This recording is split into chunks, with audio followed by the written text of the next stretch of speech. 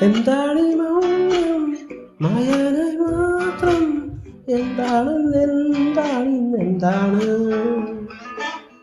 എന്താണ് ഈ മേഘം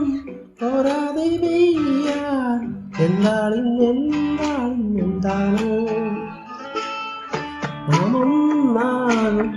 ഈ രാവിൻ തീരത്തെ പൊൻതാരങ്ങൾ